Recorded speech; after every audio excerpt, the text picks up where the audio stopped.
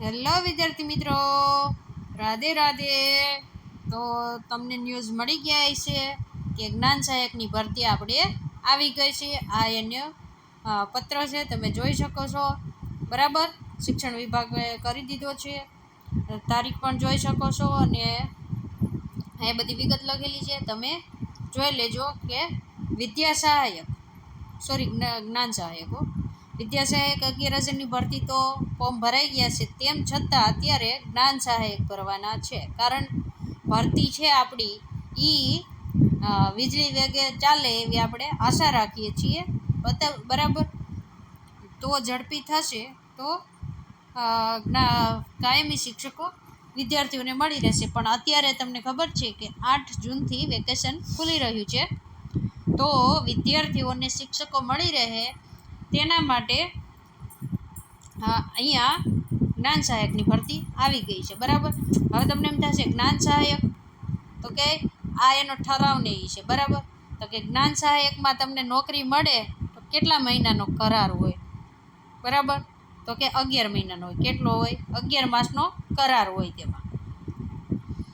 અને એની નિમણૂક ને બધું કેવું હોય કે પહેલાં તમને સર્વ શિક્ષા ને આ આપેલું હોય છે ને ફોર્મ પણ તમારા સર્વ શિક્ષા ઉપર જ ભરાશે અને બધું જ તમારું થશે. હવે ઘણાને એમ થશે આમાં મેરિટ ને રોસ્ટર મુજબ જગ્યા ને એવું હોય, તો કે ના હોય. આમાં કેટેગરી વાઇઝ જગ્યા પણ નહીં આવે. આમાં એવું કશું હોતું નથી. 11 મહિનાનો કરાર હોય અને કોઈ પણ સ્કૂલમાં જો તમારે જગ્યા ખાલી હોય તો એ જિલ્લામાં તમારે ફોર્મ ભરવાનું હોય. તમારે તમારા જિલ્લામાં લેવું હોય તો. હવે તમને એમ થશે કે આ કાયમી નોકરી છે. નહીં, આ કાયમી નોકરી નથી. જો 11 માસનો કરાર હોય એમાં પણ જો શિક્ષકોની ભરતી થઈ જાય અને 3 થી 4 મહિના થયા હોય તો તમને છૂટા પણ કરી દેશે. બરાબર, અને પગાર મારા ખ્યાલથી 21,000 હોય છે. બરાબર, જો એમાં વધારો ન થયો હોય તો. જો આ પરિપત્ર આપેલો જ છે, તમે વાંચી લેજો. તો આ બધું લખેલું છે, આપણે જે કીધું ને એ બધું. બરાબર, પછી એમાં પહેલાં છે ને ટેટ 1 વાળાને નહોતા ભરવા દીધા ફોર્મ. આ વર્ષેથી ટેટ 1, 2 બધા જ જ્ઞાન સહાયક યોજનામાં ફોર્મ ભરી શકશે. બરાબર, જ્ઞાન સહાયક જે છે ને એ કાયમી શિક્ષક ગણાતા નથી. એટલે જે મિત્રો વિદ્યા સહાયકની ભરતીમાં ફોર્મ ભર્યા જ છે એની ભરતી પ્રક્રિયા પણ ટૂંક સમયમાં હવે PML ને એવું આવશે એટલે સમજી લો ને જૂન એન્ડ સુધીમાં આવી શકે છે.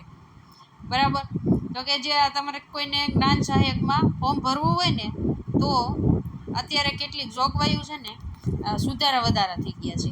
તો કે જો અહીંયા તમને એના માટેના સુધારા બતાવેલા છે.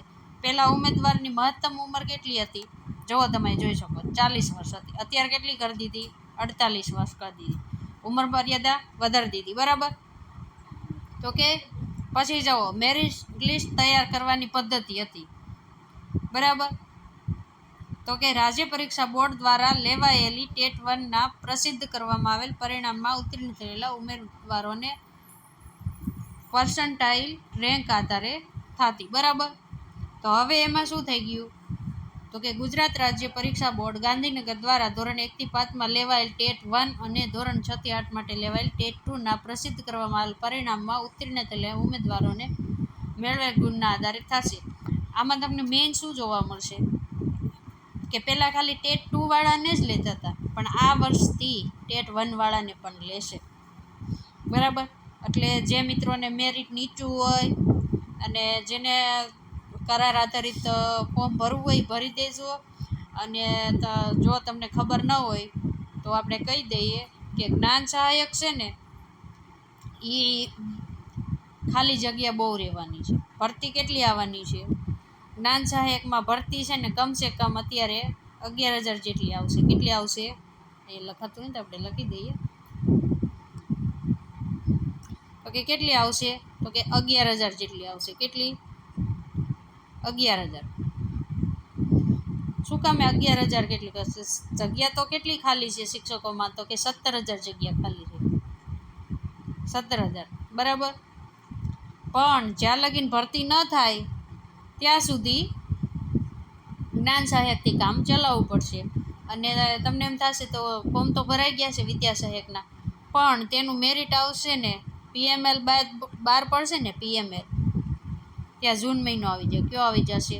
જૂન. શું કામ? એ ઘણા એમ કે DLEDનું રિઝલ્ટ ન થયું, પણ DLEDનું રિઝલ્ટ આવશે ને એ ઉમેરાય પણ જશે, પણ હજી શિક્ષકોના બદલી કેમ પૂરા નથી થયા, બરાબર. એ પૂર્ણ થશે પછી રોસ્ટર મુજબ જગ્યા આવશે. રોસ્ટર મુજબ જગ્યા આવશે ને પછી PML આવશે, એટલે જૂનના એન્ડમાં આવશે. હવે ઘણા મિત્રોને શું થતું હોય ખબર, કે PML ક્યારે આવશે? તો જૂનના એન્ડમાં ગણીને ચાલવાનું છે. અને આજ દી સુધી જ્ઞાન સહાયકમાં ટેટ 1 વાળાને ફોર્મ ભરવા દેતા નહોતા. આ વખતથી ટેટ 1 વાળા પણ ફોર્મ ભરી શકશે. ઉંમર મર્યાદામાં પણ વધારો કરી દીધો છે, બરાબર. હવે તમે જોઈ શકો છો કે આ બધું તમે વાંચી લેજો. આપણે વાંચીશું ને તો વિડીયો થઈ જશે લાંબો, બરાબર. હું સ્ક્રોલ કરું છું, તમે જોઈ લેજો. જો તમને કેવા લાયક હશે એ આપણે કહી દીધું જ છે બધું, બરાબર. ટેટ 1 પાસ જોશે, ટેટ 2 પાસ જોશે, એ તો આપણે વાત થઈ ગઈ બધી, બરાબર. જુઓ તમે જે જિલ્લામાં નોકરી કરવા માગતા હોય ને એ જ જિલ્લામાં ફોર્મ ભરવું તમારે, બરાબર. પછી શું થશે તો કે જિલ્લા વાઇઝ મેરિટ બહાર પડશે, અને આ બધી કામગીરી કોણ કરશે? સમગ્ર શિક્ષાને સોંપી દેવામાં આવશે. વિદ્યા સહાયકની ભરતી હોય તો વિદ્યા સમીક્ષા કેન્દ્રમાં બધું થાય ને એવું છે, અને અત્યારે બધું તમારે સમગ્ર શિક્ષામાં થશે, બરાબર. તો જે મિત્રો વિદ્યા સહાયકનું ફોર્મ ભર્યું છે અને જેને આમાં પણ ભરવું છે, જેને એમ હોય કે મારો વારો આવશે કે નહીં, હકુડકું હોય મેરિટમાં આવવાનું, તો એ ટેટ 1 પાસવાળા ઉમેદવારો પણ આમાં ફોર્મ ભરી શકે છે, બરાબર. જવાબ અહીંયા બધું જ લખેલું છે, તમે વાંચી લેજો. આપણે ધીમે ધીમે સ્ક્રોલ કરી દઈએ છીએ. અને જો તમને આ માહિતી સારી લાગતી હોય ને અને તો વિડીયોને લાઈક કરી દેજો, ચેનલને સબસ્ક્રાઈબ કરી દેજો, બરાબર. અને ખાસ કે જેને ભરવું હોય ને એ જ ભરજો. 11 મહિનાનો કરાર હોય છે. અને જો આમાં આલખેરે છે ને પહેલાં શું થતું કે શિક્ષકોને ભરતી થઈ જાય ને તો તમને જિલ્લામાં બીજે ગમે ત્યાં જ્ઞાન સહાયકને સમાવી લેતા હતા, પણ આ વખતે એવું નથી. આ વખતે થોડાક બદલાવ છે, બરાબર.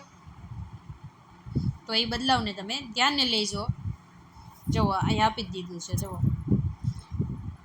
અન્ય શાળામાં ફાળવવા માટેની પ્રક્રિયા પહેલાં હતી, પણ આ વખતે સુધારામાં શું કરી દીધું છે કે રદ કરવામાં આવશે. જુઓ દેખાય છે અહીંયા, રદ કરવામાં આવશે.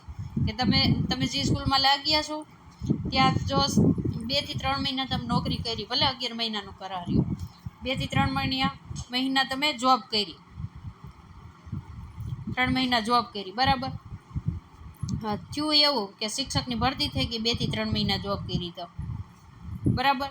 જોબ કરી અને ત્યાં શિક્ષકની ભરતી થઈ ગઈ, તો તમને હવે બીજા ગામડામાં ગમે એ સ્કૂલમાં જગ્યા ખાલી હશે ને જિલ્લાના, તો ત્યાં હવે નહીં નોકરી આપે, સીધા છૂટા કરી દે. શું કરશે?